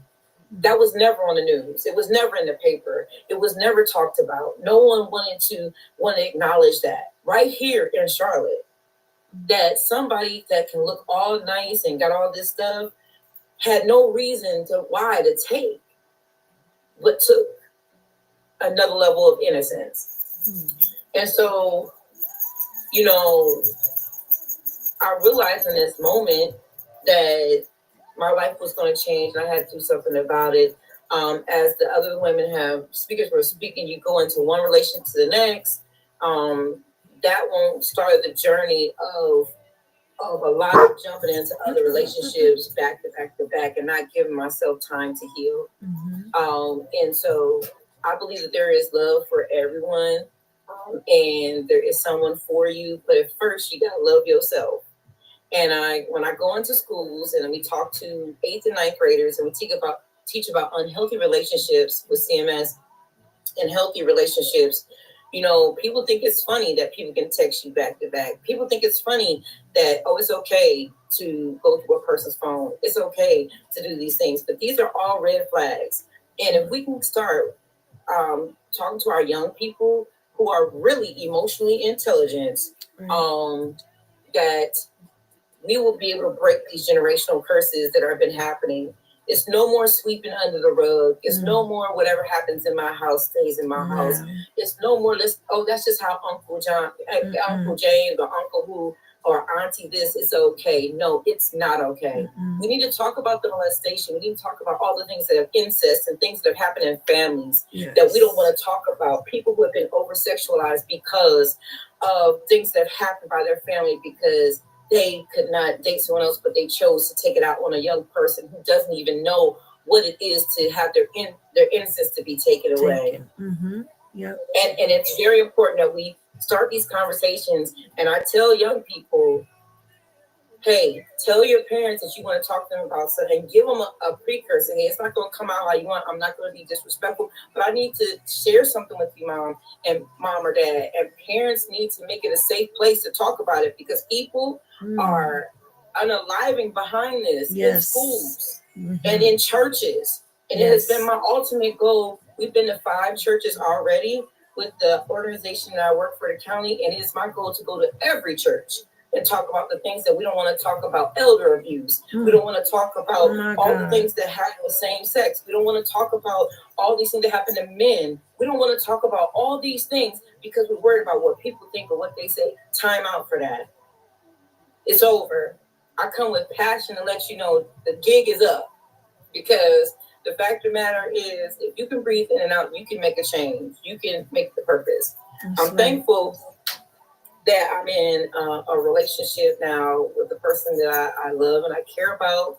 And we've had ups and downs, but what I've noticed is he didn't run away when I said that I had been assaulted. He didn't run away when I told him all the tragic things that happened in my life. And he made me feel safe. And so I come with the trauma bonding. We talk about going back. I come with the baggage of parts of me that was not healed. I came with the lack of not getting counseling. I came with all these things. And we expect for new people to be accountable for the things that they had nothing to do with. We cannot do that, ladies and gentlemen. We cannot. So the healing starts with I forgive the person who has hurt me. The person has done these things because I did not deserve those things to happen to me. The forgiving is for you, not for them. If you never see them again, if you never get to see them face to face, it's for you to start the healing journey. Is it going to be easy? Absolutely not. Are you going to put in the work? Yes, you are. And every day, there are going to be some things that you're never going to forget about, which will help you have a signal, a red flag, the ability to be able to say, nah, I don't like that. So if you don't like somebody talking loud, hey, listen, we can have this discussion, although can you please take down your tone and then explain the why you don't like it. Explain the why. You don't Yes. want to have that type of interaction. That's what we're supposed to do. So I wanted to encourage everyone here today that, okay, I give the analogy like we all have on clothes, right? We have on clothes and they have seams. You see threads on the inside. On the outside, it looks like a perfect work. Nothing, no blemishes, no mistakes, whatever. But if we turn that shirt inside out, you're going to see all the stitches. You're going to see every imperfection. So all of us have things that have torn us down, have made us feel some type of way that we've grown through. But on the outside, we're a finished work. God has brought us out of situations that we should have not be able to open our eyes or breathe in and out. But now that we are and we're working on that journey, we have no excuse but to be an advocate for our brothers and sisters, for our children, and to stand in the gap. What does that look like? You shutting your mouth and being quiet and just listening, being empathetic with no judgment, being able to say, hey, when you're ready to leave, because no one wants to hear you say, well, you shoulda, you coulda, you woulda. No, because that is a major offense to anyone who has been in a violative type of relationship. No, you want to be able to say, hey, well, what do you want to do? Tell me some of the things. Well, how do you feel when he or she says this? Okay, if that doesn't make you feel well, what do you want to change about that situation? And I'm preaching to myself because sometimes we'll get caught up and be in the same situation we thought we was out of because we get caught up in the moment or lackadaisical or not want to identify like, oh, they'll change. And I saw myself being the aggressor too. And that's the trait that we can take on. So Colossians 2:10, this is one of my favorite scriptures, was that we're complete in him. Okay. And I tell young people, if a person, you're already complete. God already completed you beautifully, fearfully and wonderfully made. Okay. So anybody that comes in your life should compliment you. If they're not complimenting where you're going, out of here. If the friends you have not going the same way you're going, out of here. If you're trying to get a degree, a better job, have a positive relationship, and I'm talking about friends, families, whatever. If they're not going in the same direction as you, you're going to have to make some hard demarcations, some hard stops in order for you to really be successful at healing, thriving, and the ability to be able to start anew. And it's going to hurt like hell because some of the closest people that are near you will have to be cut off. True. So I just wanted to let you guys know that this we got to get up from this place. We may be kicked down or knocked down, but this is not the time for us to throw in the towel. If we made it out of that, you think we care about what people say about us? We made it out of that. You think we're gonna let anybody stop us from doing anything? If we made it out of that, we must have purpose and destiny. You think we're gonna let anybody stop us from doing what we've been called to do? When we made it out of that, God would not allow us to get out of those situations if he did not have us to be able to stand in the gap for somebody else. Lord, the way you handle things is going to encourage other people on if she can do it or he can do it. Then, and I one last thing, we need to talk about men who have been in the same situation that this society has diminished and made them feel weak for speaking up or saying something because they're supposed to be the protector. But there's a lot of women, okay, that do the same things. And if it's not physical, they're putting sugar in the tank. They're going by the job. They're calling back to back. They're withholding children from the father, things like that. So we have to be mindful that men have feelings too. Not all men and women are abusive. Drugs and alcohol heighten the situation, but they do not cause you to be abusive.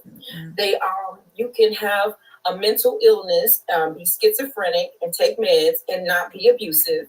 These are all myths that we need to talk about and stop saying, oh, it was the alcohol that did it. It was the drug that did it. No, a person does things because they acted out, because they wanted to. They wanted to. And it's been there. It's been there. So even if you never put your hand on it, if you open up your mouth and you speak negative about that coworker, you're doing verbal abuse. If you in the church saying, "Ooh, I love that," "Oh, I think you're nice," but then you talk about the person as soon as they walk away, what that look like? The same thing. So we need to check ourselves before we go into thinking that we could never do this. It would never. No, I work with people every day. We're only a team of 5. We do mighty work. I've seen people's lives change. I've had people acknowledge that they've been in domestic violence situations while talking to me or after the presentation. I've seen people's lives change in a positive way, and some people who have to start their journey somewhere, but at least I was there to listen. Yeah. So I appreciate the opportunity. There's so many resources out here.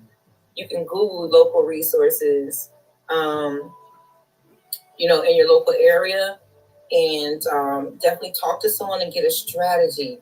Don't take it as somebody trying to tell you what to do, because we all know people are adults. You're going to do what you want to do when you want to do it. But at least you have an option. You have options. You have choices. You have a strategy in place, the exit plan. So thank God for true love, real love, people that care, who have your back. That's that support system, and just know that there is someone for everyone, but it don't have to be anything and anyone. That's it. Wow. You said so much, and I mean, so good. You have so much knowledge and wisdom on this. Again, still unfortunate what you experienced, and when you find yourself in these predicaments, it's like, why me? But what I love is, like, if God let us get through this, we were meant to have a purpose to help others, and it's always hard when you think about, like, well, God, did I really have to endure that? But at the end of the day, as terrible or as bad or as hard or as challenging as every one of those moments were, they also what strengthened me. They are also what gives me the confidence that I have today.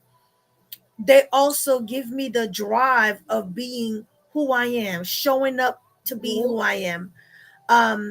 It was the pain that changed me. And I made some hard choices, and I know what it's like to be at the bottom and have to start again and rebuild. Right. And I also know that, man, God, you had to have been there with me through those moments, Oh, it could be no other way, or you would be here. Because what I saw, the fear, the terror that I slept through, I don't even know how I slept right next to the enemy each night, so I saw the anger, like, to the point where turning blue, like, in me feeling like, dang, that I was just an object. So these are not easy conversations. So I thank you for sharing your story. And I thank you for doing the work continuously. And so continue doing that, changing lives, touching lives, planting seeds. And even if they don't decide to walk away right then and there, at least they have resources. One of the things that's important about Domestic Violence Awareness Month, it's not just sharing our stories. It's not just, having to think about those hard moments. It is to make sure that someone, because look, statistics says 1 out of 4 women, when you look around, you like, wait, if I'm in a group of 4, you probably like, well, who is it? It could be me. And this could be you, and you don't even know it. You don't even know that it's you. Because listen, On my best days, and I walked in the boardroom, I did presentations, I was sitting next to the CEO, the CFOs, I was in the room, I was training, teaching, I was doing all of the things. You would have never thought what I was going home to. I mean, like Yeah. I was running companies. I was doing the work. I was a workaholic. First one in, last one out. With me. Computer, cell phones, on the call all the time. I was showing up. I was doing all of it. There is no way that they ever knew. They never knew that I was dealing with this. So you don't know what woman is dealing with what kind of terror they're going home to. You have no idea. But what I would say is, if you do come in contact with a woman who is currently living this life, don't say stuff like, well, just leave him. You're stupid. Why are you still with him? Girl, you dumb. You keep going back to him. Listen, I will get you cussed out. And it ain't gonna help. Because guess what? That doesn't tell me like, okay, yeah, I'm gonna come out. Oh yeah, you're right. I am dumb. I am stupid. You actually are adding to the abuse. You're not. You know what, go ahead. There's two other abuses that need to be added: professional abuse and religious. Religion, my God, my God. Yeah, because you will get caught up in a thing and miss your real ministry, which is your home or your relationship or whatever, your children, and you'll start running to every time the door open. No. Or you'll start saying, well, if I don't do this, I'm going to miss out on this. No, God's going to bless you regardless of what you go to. And he's going to keep you and protect you regardless of where you work at. And so it's to the point where you have to be able to make those cuts and changes. Like I said, a hard demarcation point. And I will say I had to learn that I need to be nicer in this moment. Now, when you go through trauma, you pull up a wall. You put up a wall because you don't want nobody to come in. Right. Because you're afraid of getting hurt. And it will cause us as women and men to be super independent. So when somebody does something nice for you, you be questioning it, like, what's the motive? What do they want? It goes back to not holding people accountable to past trauma, but identifying like, hey, I got a problem with that. God help me with this. So I'll give you an example. Our boyfriend Blake, I used to like walk on the outside of the sidewalk, and then I didn't understand when we first dated. He was pushing me into the inside of it while he walked on the outside. I'm like, what are you doing? Like, I was like mad annoyed, right? And then he always still to this day walk me up to the steps to my home. We don't live together, so if he's not working his 3-5 jobs, he's gonna walk me up there and make sure I'm good. But guess what? You're not able to identify goodness or a good character of people if you've never experienced it. And then so when you see it, it's not real. So I want to say publicly, if he's on here, I would like to say I apologize and I take accountable, because I think that's what sometimes we are so hardened on the outside and we'll be easygoing on other things that other people, family members, loved ones, intimate partners, relationships, we will take on and throw all of our weight on them, and we walk away feeling light, which is trauma dumping. So we have to be mindful of that, and actually forgive ourselves for what we've experienced, because we didn't deserve it. So I would like to end with this. You are affirmed, women and men. Miss Coach Jessie, you are affirmed. You are valued. You are beautiful. You're handsome. You're strong. You are worth the wait. You are more than enough. You are exactly who God called you to be. You are the apple of his eye. You got to know, like you know, that you all that and then some. You are confident and strong. And you got to speak that over yourself, because if you can't hype yourself up, you cannot expect for nobody else to hype you up or to love you. So I dropped my mic on that. Okay, period. I love that. And it's true. And I thank everyone for being here. I thank you all for sharing your testimony. And for sharing your survival in that you're thriving and that you know what I hear in all of us is that we have done work, right?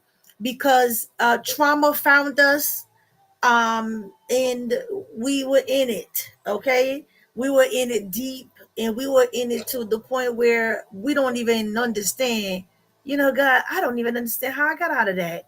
Okay, but I love the fact that we're still standing. Okay. We're still standing. So if you are, whether you are in the room, whether you now don't go looking at every four woman, which one, which one, which one, which one, which one. No, don't do that because this is not the point. This is for you to be aware. This is called Domestic Violence Awareness Month. And making you aware is the key because you cannot say it could never be me. It would never be me. There's no way. You don't know. You don't know. You don't know. I didn't think, and honestly, until I told you the story tonight, you would have never known. Never known. And the depth of it, I didn't even go into. Okay, so the truth is, yeah, you cannot make assumption about people's lives. But if this is you, if you are in the room or if you are in the hallways or in the cracks of TikTok or here on Facebook and YouTube and you're listening, know this, there is help. And just as you probably feeling hopeless right now, I felt those same emotions. I didn't think I would even make it out. And no, you're not stupid. No, you're not dumb. You just need help and you have to come out. And you will and you can. You can create an escape plan, take your time, you know, figure it out quietly, pray, ask for guidance. The Lord God, He answers when He hear His children ask for help. So help is a key thing. When you need it, you have to seek it out. You could be in a place where it's like, well, how do I do that? He's always here. He's always there. I'm going to tell you something. It's going to sound really, really crazy, but you're going to have to take a risk. There's risks that you're going to have to take, and those risks are going to save your life. Me leaving that morning, I took that last time in Virginia. There is something about the last time. There is something that happened on that last time where your intuition tells you, I don't know if I'm gonna make it out of this one. If I don't get out now, if I don't run for it, or at least make an attempt. Listen, your life and your survival is on that other side. If I did not go, my daughters had just got to school. Once I knew he was in that office, this sounds like a Lifetime movie, but baby, it's not. But I will do one though, Lifetime, if you're listening and watching. But anyway, listen, I ran right back and I packed one bag. I didn't even put enough. One bag for each of us. Boop, boop, boop, boop, boop, boop. And baby, I got in that truck and I skedaddled. I didn't even park. I just and went and got my first daughter. Pulled up to the second school, got my second girl. They're like, "Mommy, where we going?" Just put these headphones on because I had a fly truck, y'all. Ooh, I did. You hear the word did. I put that headphone on and watch these movies while I hit 95. Go to sleep. Don't worry about nothing. And baby, that saved my life. Restraining order. I know sometimes it seems like restraining orders don't work, but it's still worth having. Don't take the risk with your life. Do what you got to do. Do your part. Tell somebody. There's help. There's resources. I have some for different states. So I will also share with you this information here. Oh, hold on, let me get it right. So I keep this up on my board here. It's domestic violence information. But obviously, if you want to get in contact with me, please go ahead and reach out through the Service Plus. You can reach out to me. And yes, I am a certified life coach, and I do specialize in trauma and confidence coaching. So just want to put that out there if you're looking for it. And you have to also create a village. Your village could be, oh, thank you so much. Your village can be your coach, your therapist, your pastor, your bestie, and whoever else. You can have a village, just like we say a village takes a village to raise a child. Well, it sometimes does take a village through your healing journey. So create a village. Here's a phone number. Okay, it's a 800 number, domestic violence hotline. 800-799-SAFE. So it's 800-799-7233. You could also go to www.thehotline.org. Hold on, Nika Grace. I see it. I see your comment. It's filtered. Oh, we have a few filtered comments from you. MK Latte. Hold on. Let me just approve these comments. Thank you. And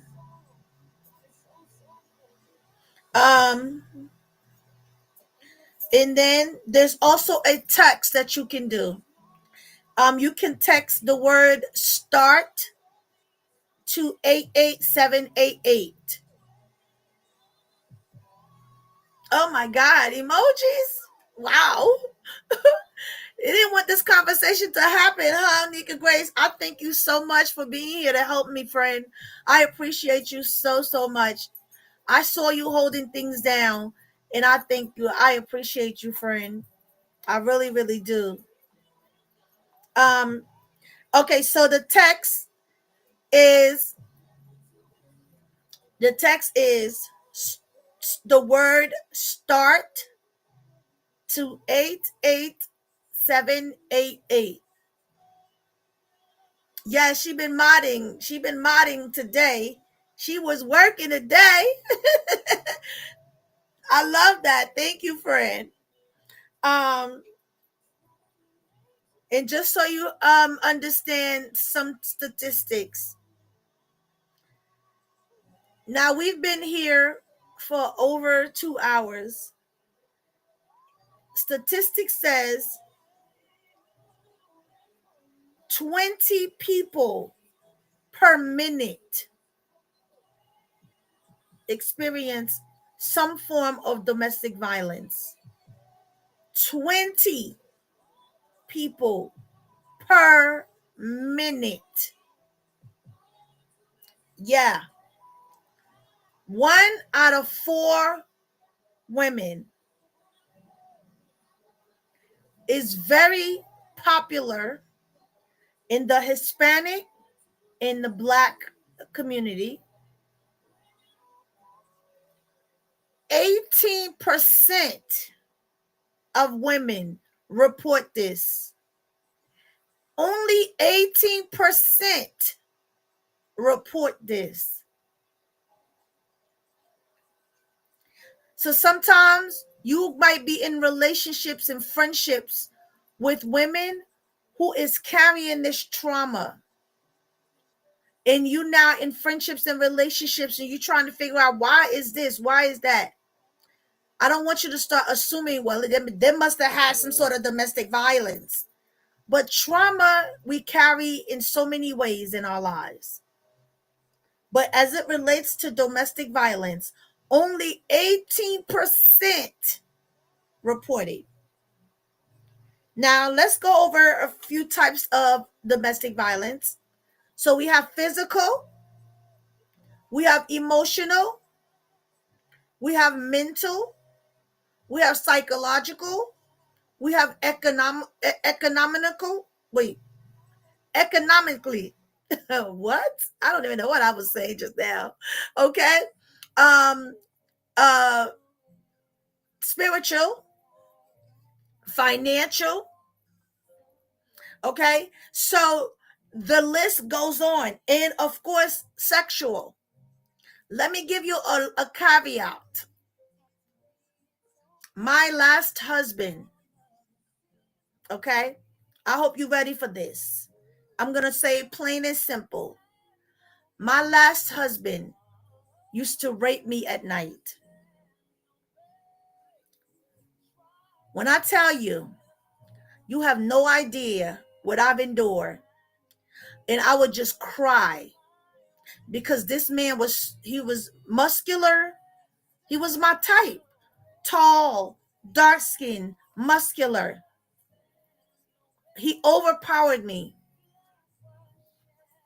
And because I was his wife, he said I was his property.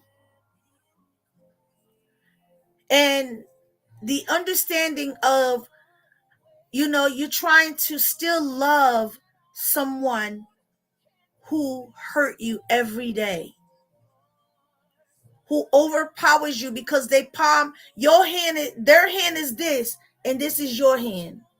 Their hand overpowers you.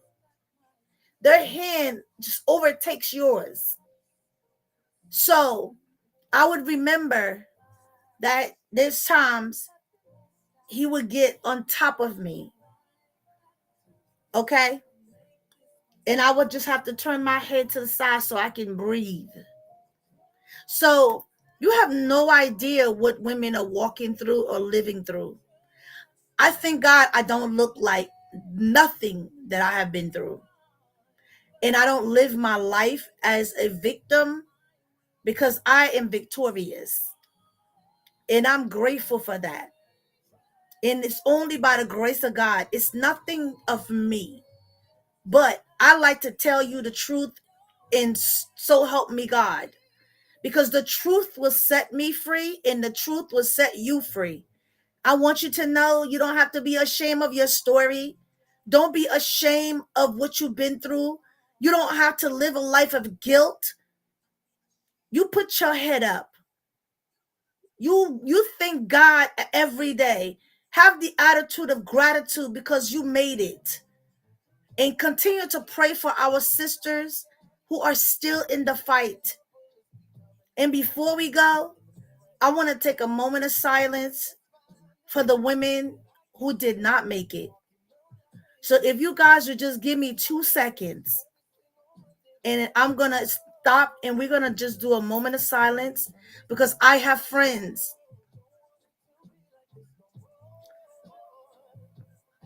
I have friends who did not make it.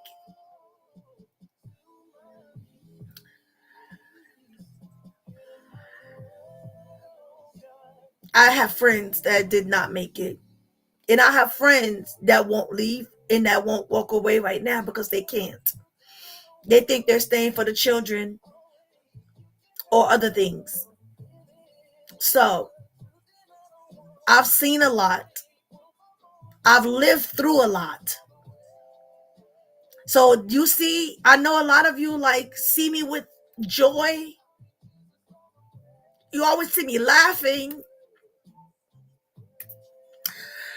I had lost my joy for years. I lost my joy for years.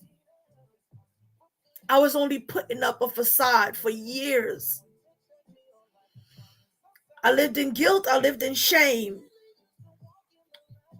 and I lost my joy. I lost my laughter. And I'm grateful now. I don't have to worry about that. I can sleep peacefully at night. I don't have to worry about no drunken nobody hovering over me, violating me anymore. So, Alexa, stop the music. If you guys will I'm just going to do 5 seconds of a moment of silence.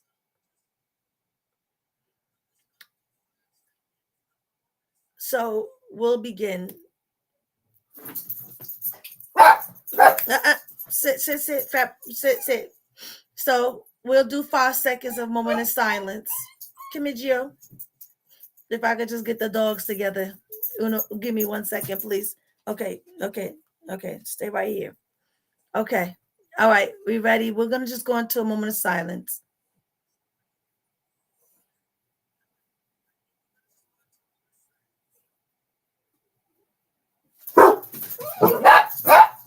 Okay, that seems like it's not going to happen because the dogs are barking. They hear. Come here. Gio, come. Come. Be quiet, please. Epic, come sit. We'll try this again. Sorry. No. Okay. No. Epic. No.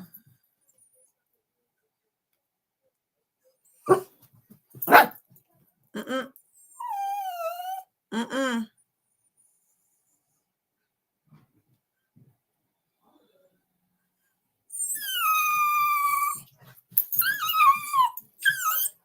We tried. We did the best we could with that moment of silence, y'all. Fur mom.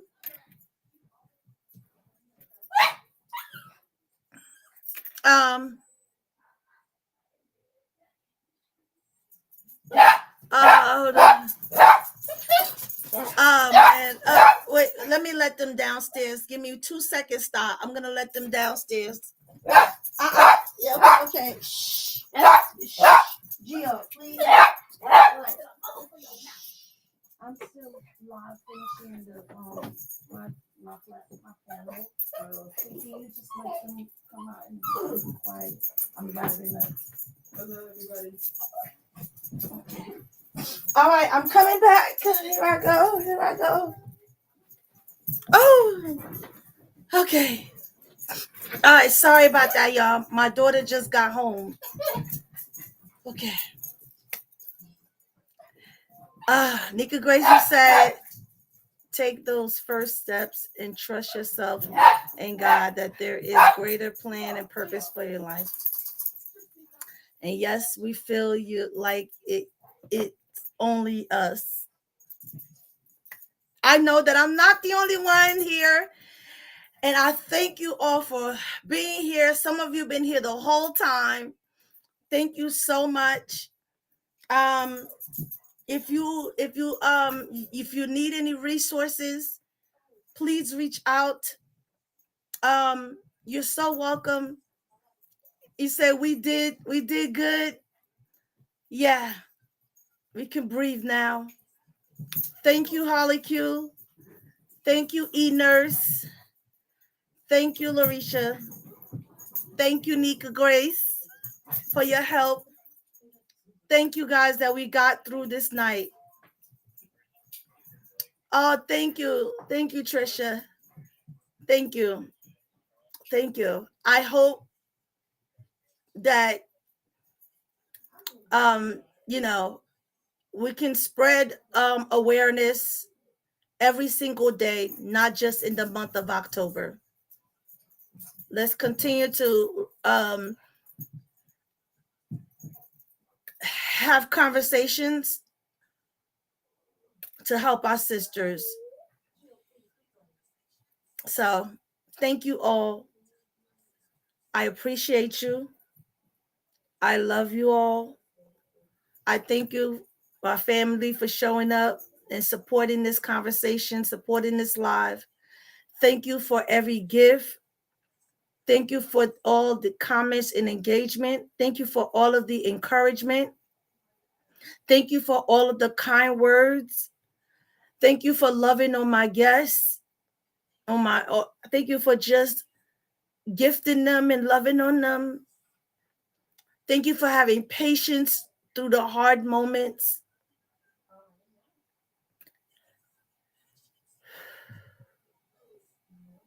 Another year. So next year, I don't know how we'll do it, but this is something I will continue to do. And that's that. I don't know if there were any questions in the comments. I don't know, Nika Grace, did you see anything in the comments that because it was also hard to see some of the comments, guys, because of the layout when you're doing the panels.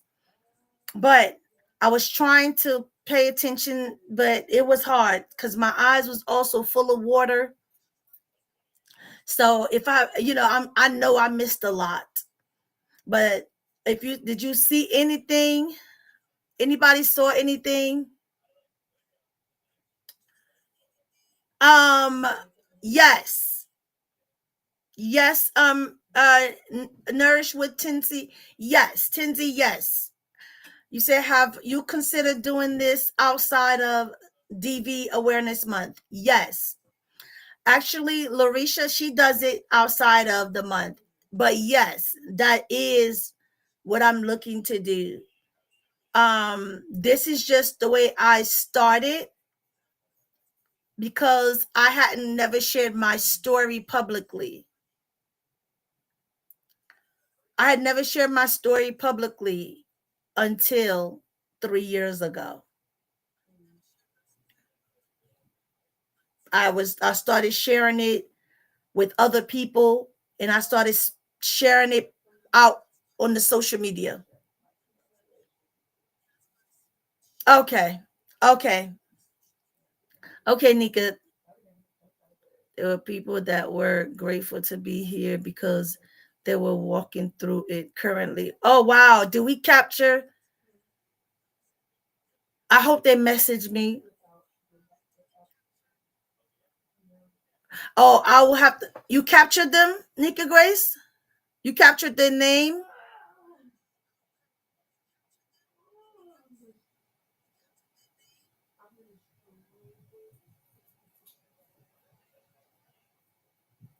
Oh, thank you.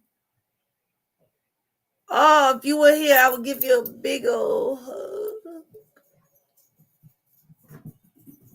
Thank you so much. Thank you. I will definitely reach out to them. You never know. I'm telling you guys, you never know who's amongst you. These conversations are important. Wow. Okay. And I'm sure I got messages. I saw a lot of people going into my Service Plus. So I'm sure I got some messages too. So thank you, everybody.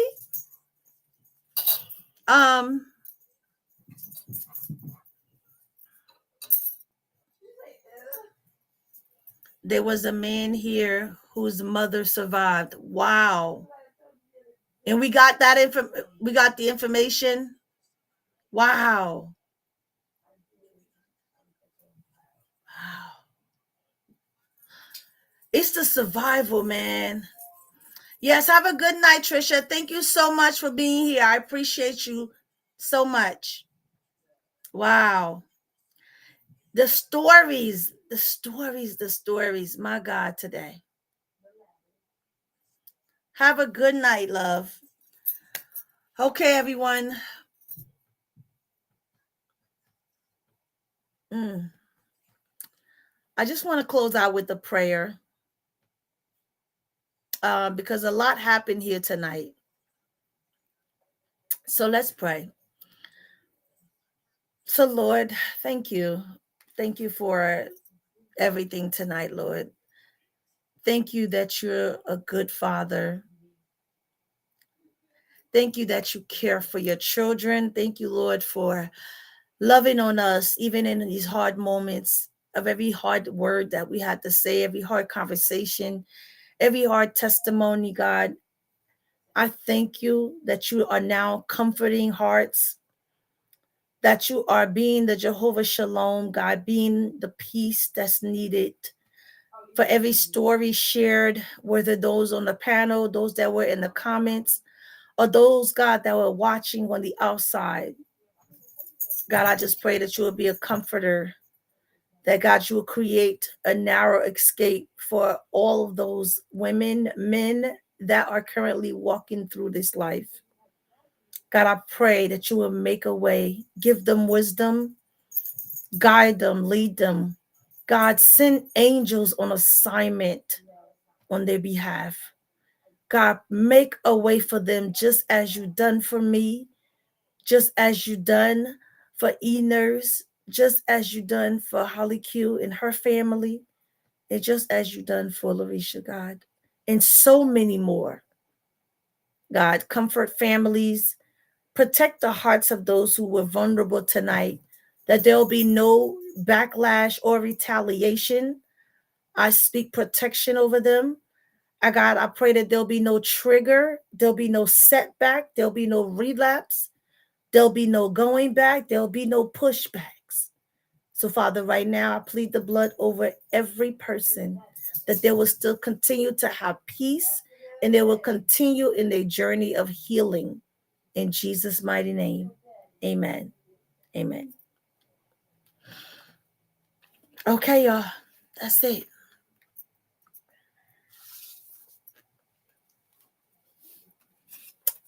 Good night. Amen.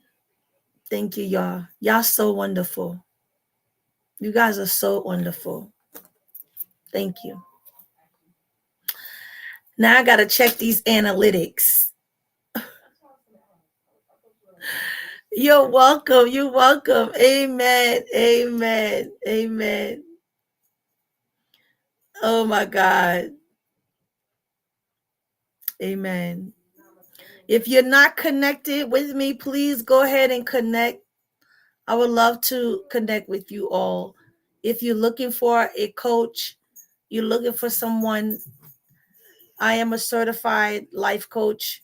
Oh, Bola, you're welcome.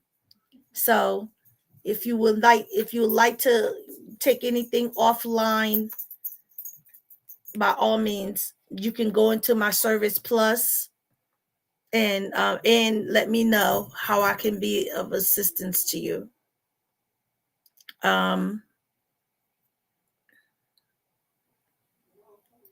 Let's see.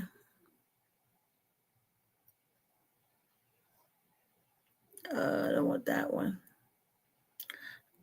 Okay. Well, you know what? I don't want that one. You could. Well, you know what? I'm gonna put this one up. This is still, because this is the only one that's here right now. So I'm gonna just pin it up right now. You could just message me right here on the Service Plus, even though it says something else. But that's also another service. But that's okay. You could email me, you could message me here, and I'll be more than happy to reach out. You are welcome. You are welcome. Good night, everybody. Good night. Good night. Thank you. Thank you. Thank you. Remember, you're the head and not the tail. You're above and not beneath. You are wonderfully made, and you are absolutely perfect in God's eyes, because you are made in his likeness and in his image. Remember this, that God loves you. And because God loves you, I love you on purpose. Peace. Have a great night, y'all. And thank you very much.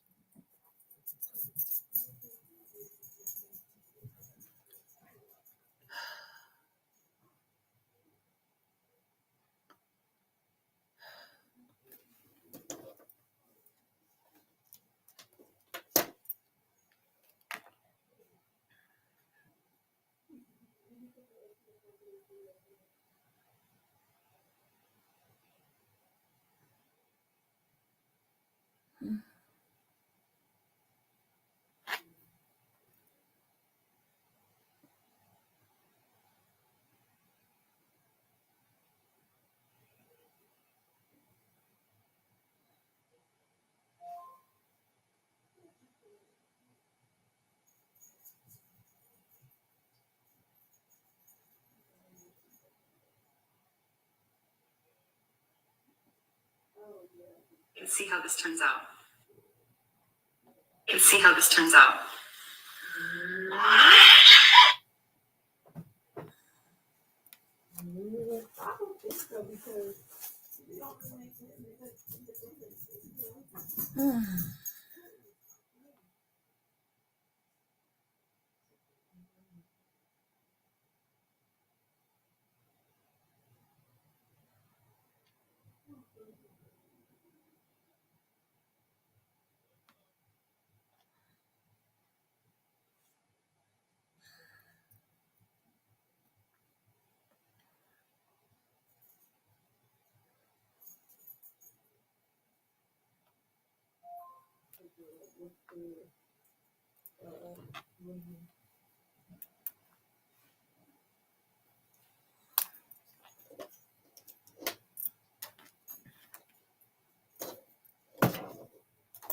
Oh, Jesus.